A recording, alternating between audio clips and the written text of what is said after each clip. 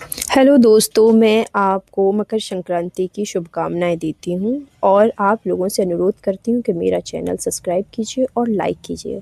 मकर संक्रांति 2026 का मुख्य उद्देश्य सूर्य को मकर राशि में प्रवेश करना मानना है, शीत ऋतु के अंत में और नई फसलों के आगमन का स्वागत करना और पवित्र स्नान, दान, पुण्य, तिल, गुड़ और वस्त्र, सूर्य पूजा के माध्यम से सकारात्मक ऊर्जा व समृद्धि प्राप्त करना है।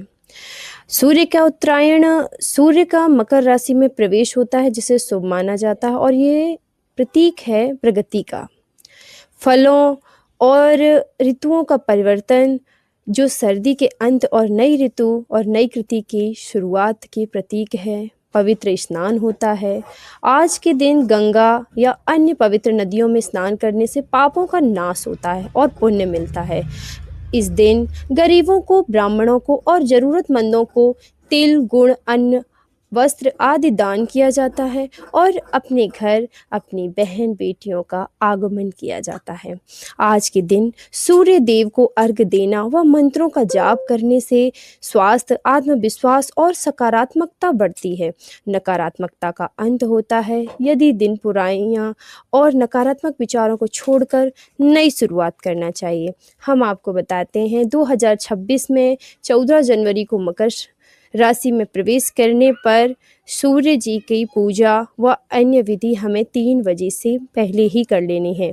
उसके बाद 15 तारीख को आप खिचड़ी का भोग आदि कर सकते हैं, क्योंकि इस साल 2026 में संक्रांति के दिन एकादशी व्रत भी होना है, जिसके कारण हम चावल का दान नहीं कर सकते हैं।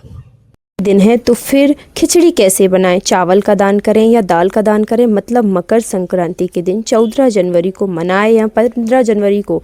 तो आज की वीडियो में आपको मैं सभी प्रश्नों के उत्तर देती हूँ।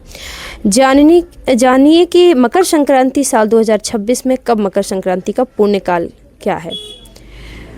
मकर संक्रांति का पुण्यकाल, तो यह दिन बहुत विशेष है। वैसे इस बार मकर संक्रांति की तिथि को लेकर बहुत सारे संशय हैं, बहुत सारी दुविधाएं हैं कि किस दिन हम मकर संक्रांति बनाएं, 14 तारीख को या 15 तारीख को। इस कारण यह सठिला एकादशी और मकर संक्रांति का एक ही दिन है पड़ना है। 14 जनवरी 2026 को सठिला एकादशी है और इसी दिन सूर्य देव का प्रवेश हो रहा है मकर राशि में।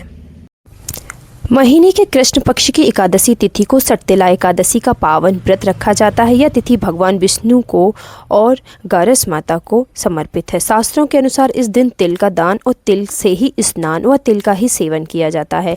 तिल का उवटन, तिल से हवन और जल में तिल का प्रयोग करने से, इन 6 प्रकारों से तिलों का प्रयोग करने से व्यक्ति के समस्त दुखों का अंत होता है। आज के दिन तिलों के इन 6 प्रकार के प्रयोग से किए जाने के कारण ही एकादशी का नाम सटतिला पड़ा गया। 2026 में सटतिला एकादशी व्रत किस दिन रखा जाता है? हर सोमवार को। कब समाप्त होगा जानने के लिए हम आपको आगे बताते हैं।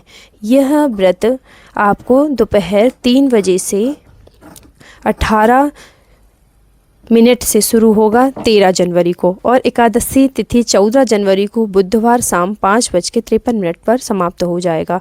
ऐसे में इस बार सटतिला एकादशी का व्रत केवल 14 जनवरी दिन बुधवार को ही रखा जाएगा, क्योंकि हमारे हिंदू पंचांग में सूर्योदय से ही व्रत की शुरुआत की जाती है। 10वीं तिथि के नियमों का पालन 13 जनवरी मंगलवार को करते हुए तुलसी के पत्तों को इसी दिन तोड़कर रख लिया जाएगा। व्रत रखने वालों साधकों को 10वीं तिथि के दिन सूर्यास्त के बाद अन्न ग्रहण नहीं करना चाहिए। 14 जनवरी के दिन बुधवार को शाम 5:53 पर एकादशी समाप्त हो जाएगी। इसके बाद आप चावल व इत्यादि अन्य चीज़ों का दान कर सकते हैं व पूजा पाठ कर सकते हैं। हरे कृष्णा, हरे राधे। आपको ये कहानी अच्छी लगी हो तो कृपया करके लाइक कीजिए, सब्सक्राइब कीजिए और फॉलो कीजिए।